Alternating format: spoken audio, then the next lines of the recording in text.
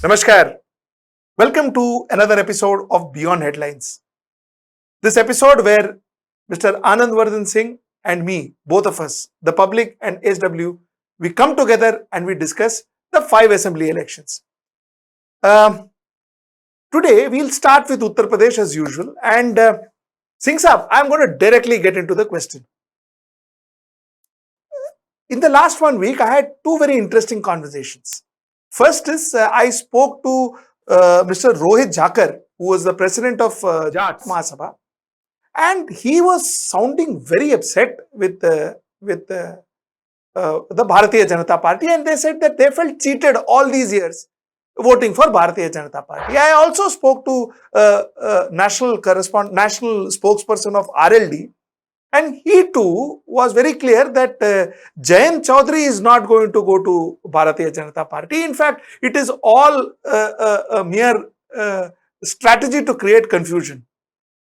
But Singh Saab, I was very surprised. I was very surprised by Amit Shah, no less than Amit Shah, trying to make a statement that Jayant Chaudhary can come to Jayant Chaudhary of RLD can always, doors are always open. They can do a post-poll alliance with us. I was very surprised.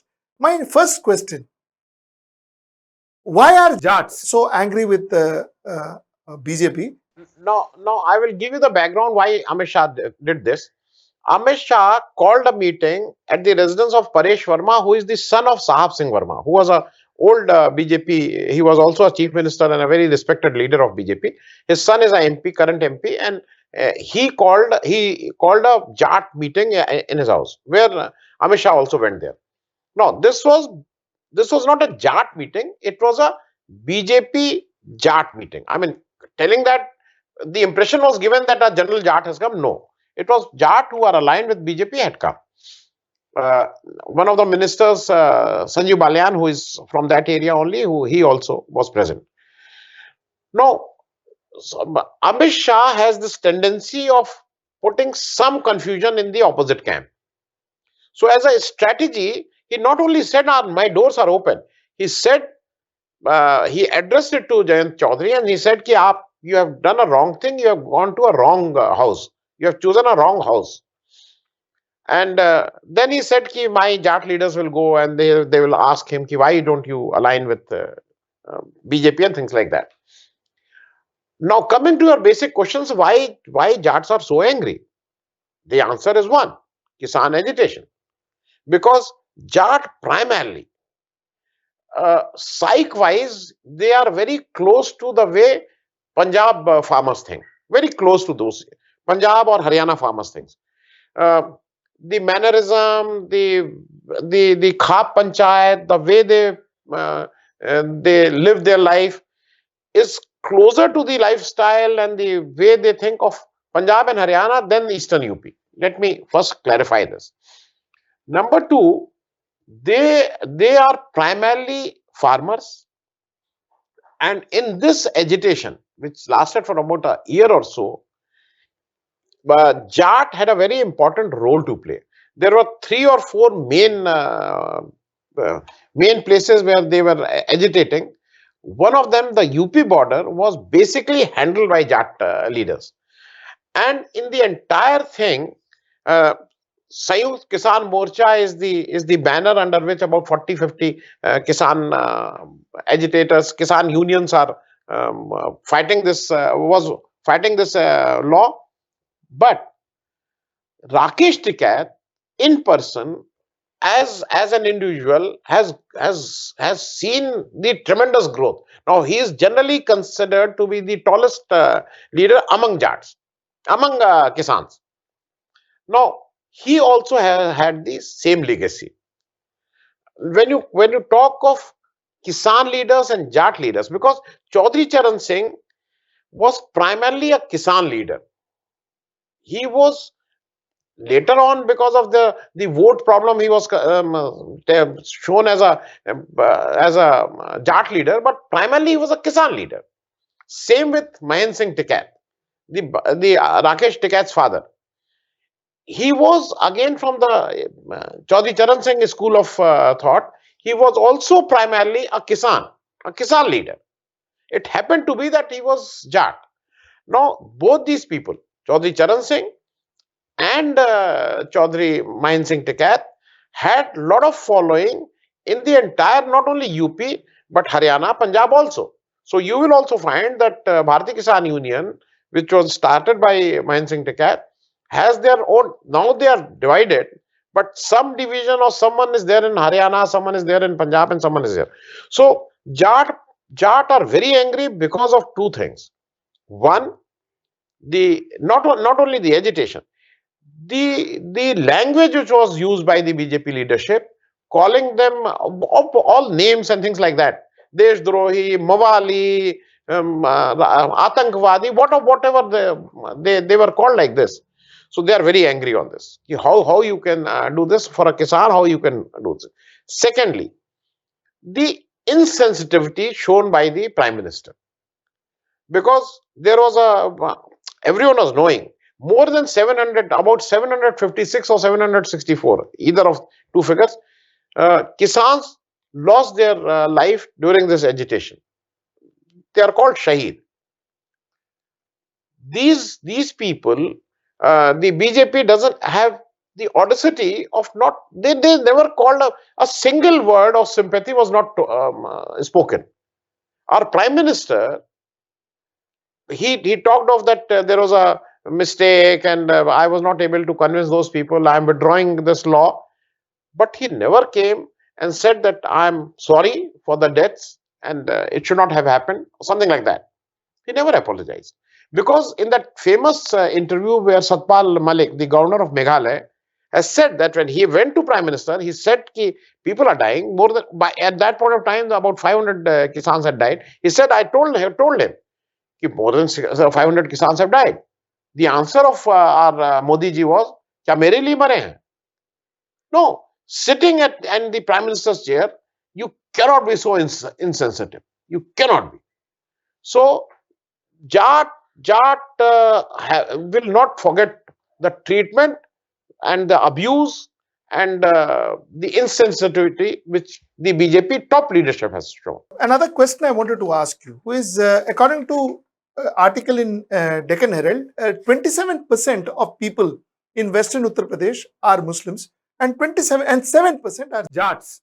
Now, traditionally, this 27% of Muslims and 7% of Jats, which is 34% of population, was always together and they voted together. So they were this one block that voted together. Somewhere down the line, one saw from 2017 this got bifurcated. From 2014 to a certain extent, this got bifurcated. This split. Now they are coming together like big way. They are coming together in a big way.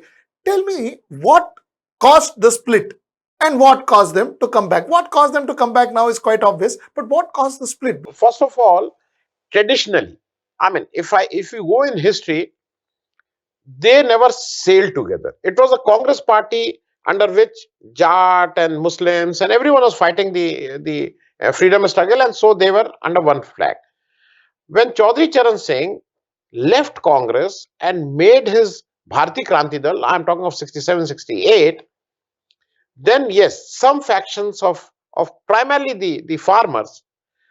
Again, I will say Chaudhry Charan Singh was considered to be a farm leader, Kisan leader was. He was branded as a Kisan leader, less of a Jat leader. So, lot of Muslims, yes, came with him. Then BJP came, then 1992, Babri Masjid and all this Kamandal, this was happening. And Muslims were voting to a candidate who is going to defeat BJP. It was very clear after post-Mandal I am talking. So if a BSP candidate was strong, who was in a position to defeat BJP candidate, they will go with them. By and large, I am talking of the majority. And same with Sapa, or same with Congress. In 2013, there was a riot, that famous Karana and Muzaffarnagar, all that happened. Now, BJP cashed on that. What happened after 2014? BJP became the biggest champion of Hindu. They said that Hindus are deserting and they are leaving this place and things like that. Everything is on record. the numbers of people, it was given that so many people have left their places. When it was investigated, I'm forgetting the number, but it was close to 5-10 people who have left, maybe 20. Now, after 2013, BJP systematically worked on this theory of 80-20.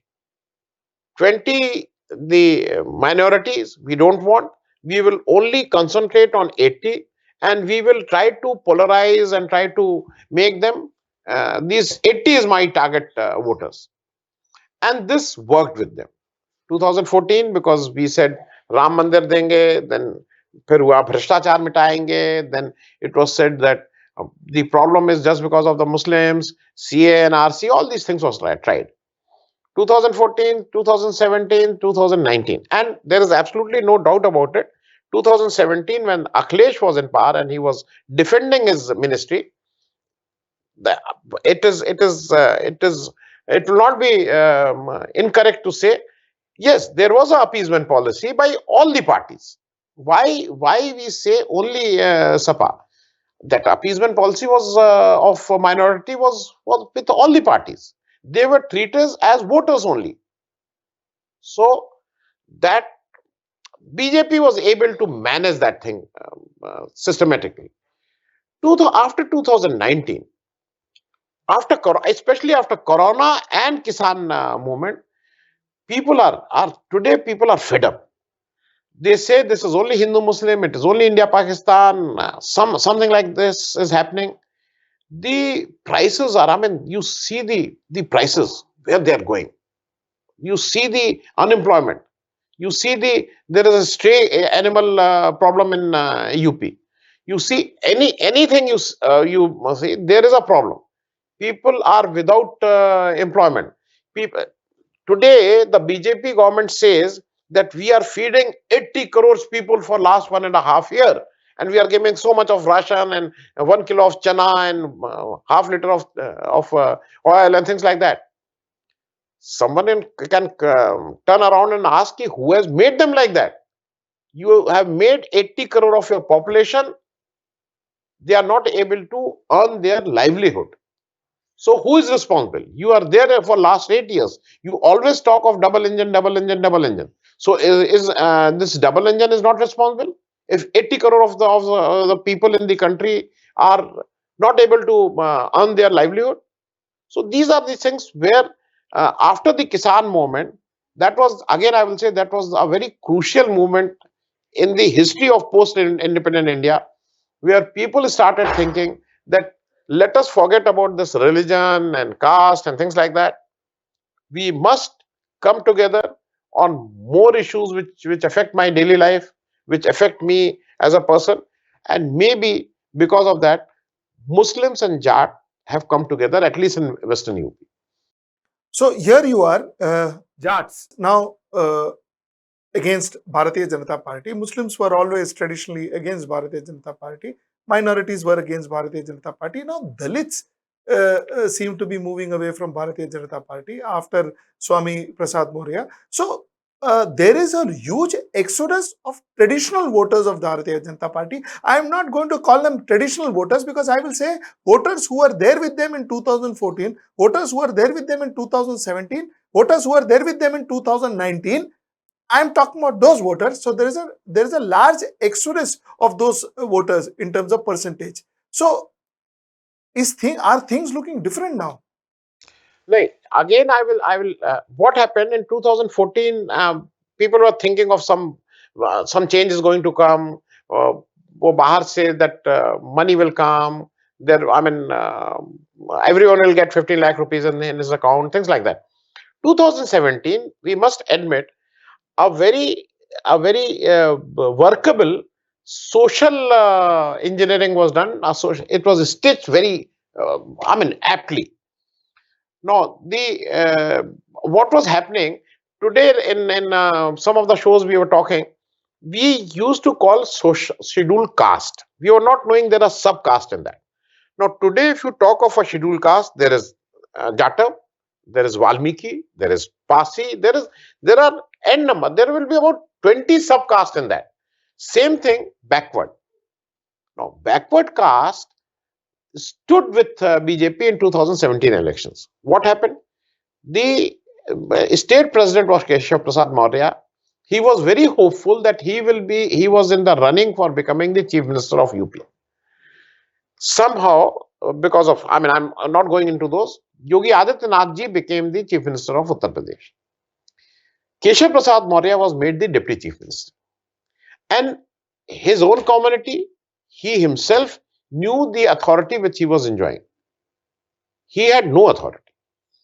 He had no authority because all the authority, basically the bureaucracy of Uttar Pradesh was having that authority. Uh, a average MLA or an average minister was less powerful than a principal secretary sitting in secretariat. So these things worked against them. There is an incident which is not quoted now. UP, there is a fifth floor. Now there is a new chief minister building or chief minister annexi has been made in front of the Vidhan Sabha. There was a thing called annexi. Now annexi was the place where the chief minister was sitting. Something good about Yogi Adityanath, that he is one chief minister who used to come to office every day. Mayawati ji, from 2007 to 2012, in this 5-year terms, maybe maximum 5 times, 6 times, less than 10 times, she had visited her office in a 5-year term. But Yogi Adityanath comes to office, sit there, takes his meeting. And no, the fifth floor of NXC is called Panchamtal. Panchamtal is the power center of the entire UP. It is said that when Keshav Prasad Maurya became deputy chief minister, one of the room on the fifth floor, he put his nameplate, and which was removed. No, these things people don't.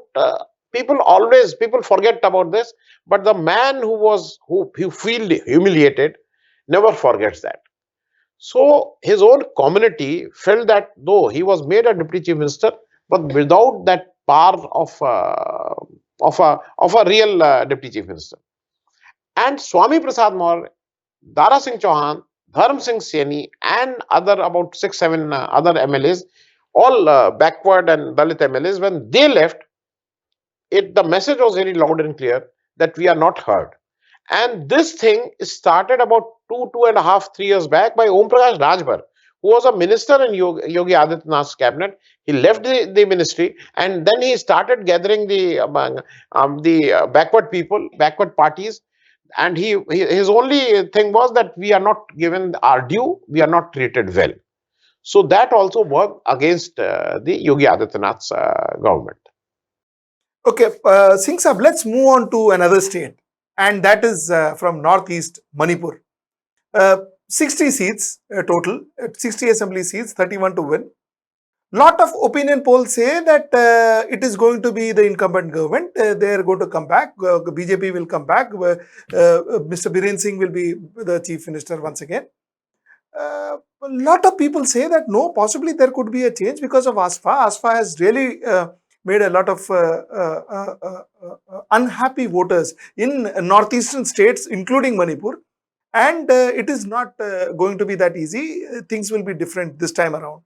So that's one end of the story. The second end of the story is a lot of people. I've been speaking to some experts from northeastern states, and a lot of them say that, listen, you know what, Bharatiya Janata Party is one national party that has gone out of their way right from 2012 to focus on northeastern states, to ensure that they do whatever best they can to ensure that northeastern states is linked in a way with rest of India. Their students are brought over to Mumbai and Delhi and other cities, education, scholarship provided to them, and so on and so forth. So they have done a huge amount of work in terms of integration of northeastern states to the rest of India. So that's been seen very positively.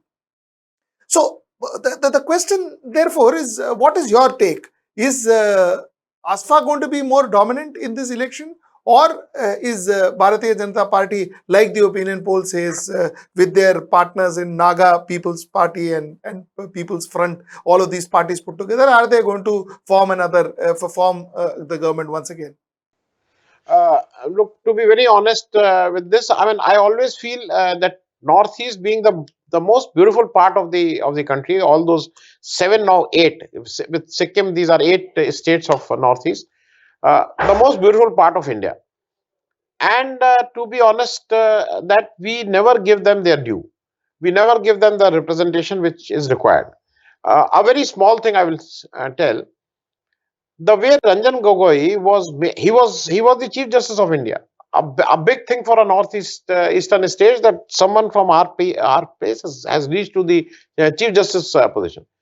But everything went for a six when he was made the member of Parliament Rajya Sabha. His whole hard work of 40 years of his work as an advocate, and then as a judge, and then as a Chief Justice, came under doubt. People started doubting that. Now, when you say that, it would have been, and as you said, that people are telling that Bharatiya Janata Party is taking care of Northeast much better what Congress used to take. I don't find any difference. Uh, at a position of strength, it was Congress only who made P.A. Sangma as the Speaker of the House, and P.A. Sangma was a person who had some clout in the decision making of Congress party. Some clout. I don't say he was the most powerful, but he has some clout in that. And later with NCP, with when he parted ways with Sharad Pawar.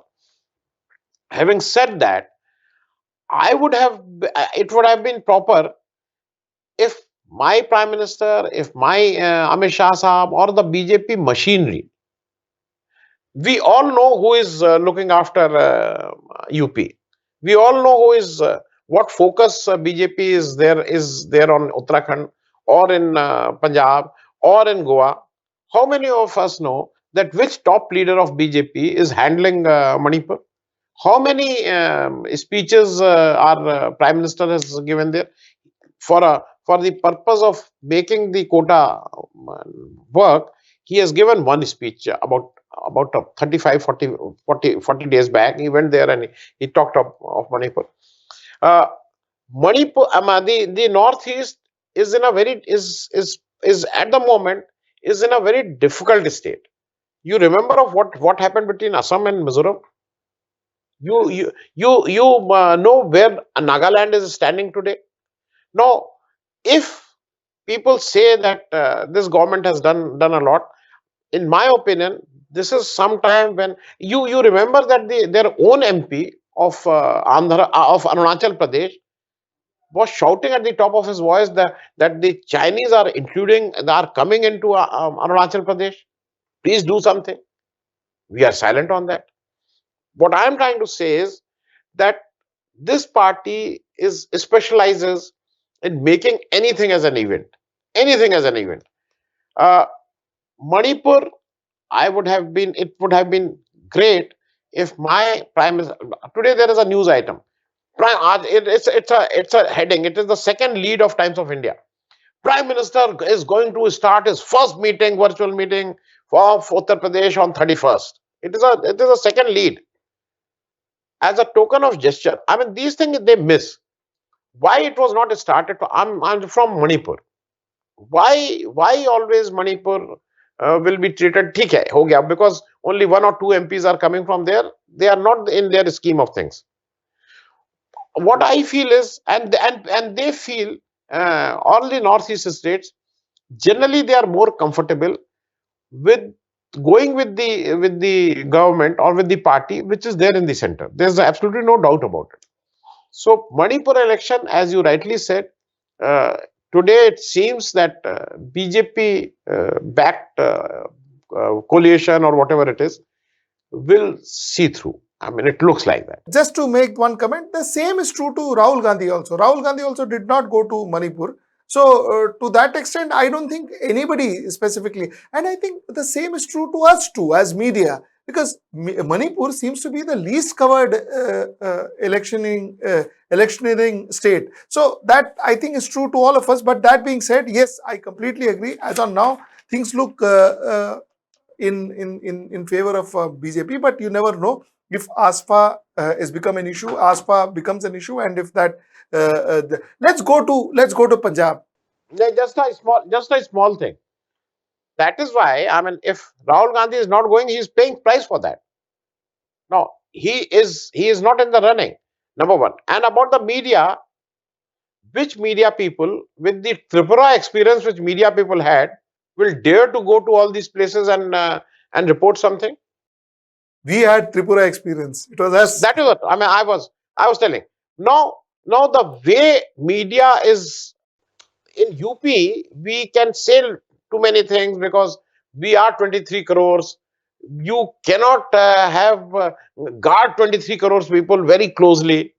But in Northeast, it is very difficult for any media who's running there. Hats off to them, the way they are working and and same holds good for Jammu Kashmir.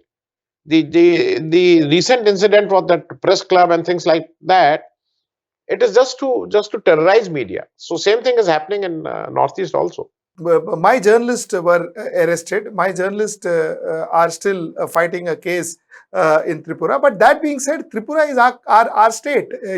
The people of Tripura has done nothing wrong. It is whatever, that is administration. So primarily we still owe that to the people of our northeastern states. We still owe them to, so we still need to cover and so on and so forth. Anyway, let's go ahead. Let's talk about Punjab, Singh Saab. Quickly, I wanted to ask you, Rahul Gandhi's visit. He spoke about, he spoke quite in favor of Navjot Singh Sidhu, is what I would gather. I may be wrong.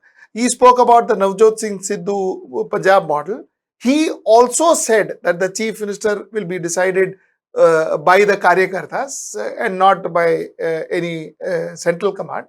So, what? I mean, what is this indicating? What is this? What indication is it giving you? As a immediate reaction, showing too much of affection and love for Sidhu is warning bell for Sidhu. As far as I think so, because purely from the political arithmetic or political sense, I don't know. Why Rahul Gandhi speech and what he was meaning. It is very difficult to. But what I can make today is uh, between Sidhu and Channi, Sidhu is more of a liability between Sidhu and Channi is not only giving results in Punjab, but because of Channi, there is certainly a positive thing happening in UP and Uttarakhand. There is absolutely no doubt about it. So Channi has a positive effect. Sidhu somehow, in our last discussion also we had discussed this, and I said Sidhu is more cut off for a national role. Sidhu is not the right person to be there in Punjab day-to-day politics because he speaks too much. He is a loud mouth. So you have to have someone with less words, be more choice of words is important because he speaks. He's very loud. He's very loud, and he's a liability today. Before I go to Goa, Singh Saab, I quickly want to ask you one more question. You see, like you rightly said, and I agree to you fully, Channi is doing a fabulous job. He's been accepted very well. He's not only accepted in Punjab, he's accepted almost nationally. He's been seen as the fight in Punjab is seen as Channi versus Modi, which is a big thing for a leader who was not known 6 months back. Nobody knew him. So he has done a fabulous job. He has conducted himself very well, if I may say that. He has spoken well. He has conducted himself well.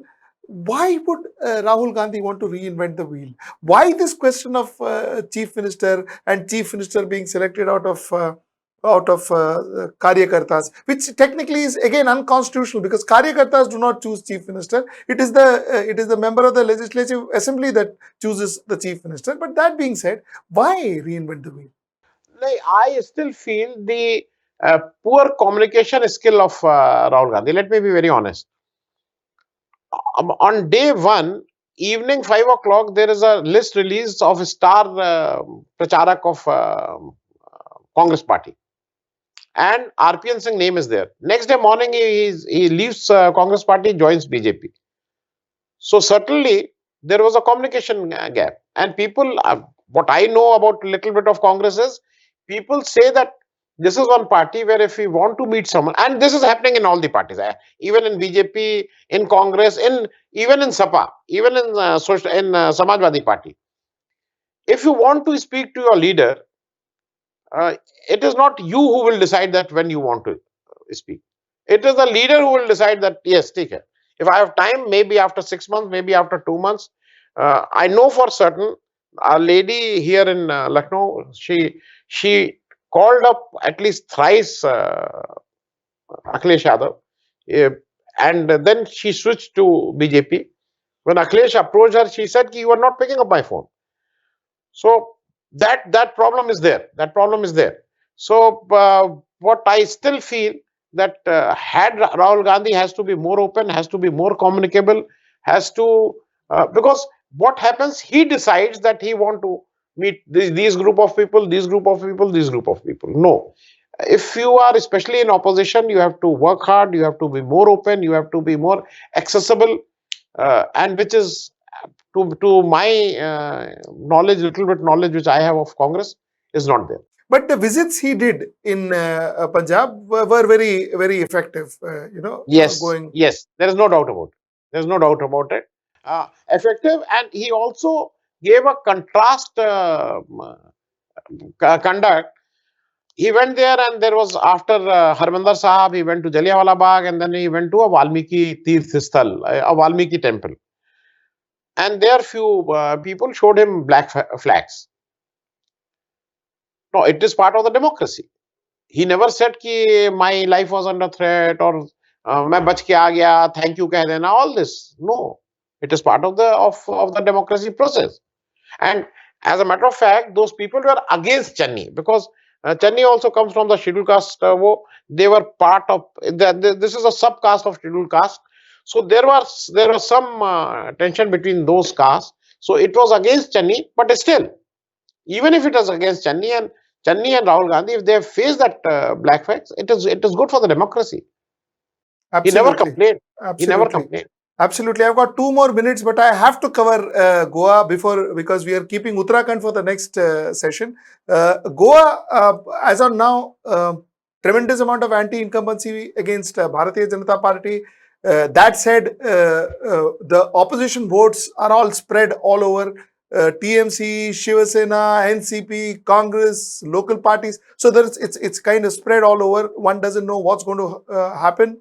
They say that the opposition is trying to come together. Mr. Pawar is trying to put some kind of an equation together where the local parties come together, where the different parties, I'm not saying local parties, the different parties like TMC and others are trying to come together. TMC, Congress and NCP and all are coming together. Looks like a hung parliament, isn't it, Singh Saab? It is. Yes, it will be a fractured mandate, and I don't think so. Any party will have a clear-cut majority unless and until next 1 week. Let's see how it, because as you rightly said, anti-incumbency is there. Manohar Parrikar is not there. We must remember that also, because Manohar Parrikar is not there. His son is not treated properly. Uh, yes, yes. So what I'm trying to say is that these things do work, and Goa, as we in some of the discussions we have discussed, Goa is a very polarized and a very connected society. It is a very small population who keeps a very close eye on your conduct, the way you are. So it will not be very easy for BJP, but still it will be a fractured mandate it will be a post-poll game. So to summarize, Uttar Pradesh, Mr. Singh, what do you say? Samajwadi Party, BJP, this time? Last time I said it is Samajwadi Party is accelerating, gaining, but today I will say, as on date, it looks like that Samajwadi Party is slightly ahead. Slightly. How much ahead? It is very difficult, but it is ahead. Manipur would be Bharatiya Janata Party. It looks like. It looks like. Yeah. Punjab. Uh, I will say that Congress has gained, especially after Rahul Gandhi visiting that place, and then Aam Aadmi Party settling with Bhagwant Singh Maan. So I will say that Congress has gained what it was about 7 days back. So, Goa, we have already discussed, it could be a fractured mandate. Uttarakhand, though, we have not discussed. A very interesting factor that we were talking about and that we will discuss possibly next week is the fact that Congress looks strong in Uttarakhand. Bharatiya Yes. Janata Party, which all opinion poll says that was supposed to come back to power, does not look that popular at the moment, and there is anti-incumbency. But Congress, on the other hand, looks quite effective Look, there. whatever BJP may say, whatever BJP central leadership may say, if you are changing 3 or 4 chief ministers in a state, if you are changing a chief minister about 4 months, 3 months before elections, everything is not right in that party. So that is what I feel is that today it is advantage Congress in Uttarakhand. Thank you so much, Singh Saab. Thank you so much. Though we pulled this discussion a few minutes more than our scheduled time, but all the same, thank you so much for Thank the you. show. Thank you. It was always a pleasure talking to you. Thank you. Likewise.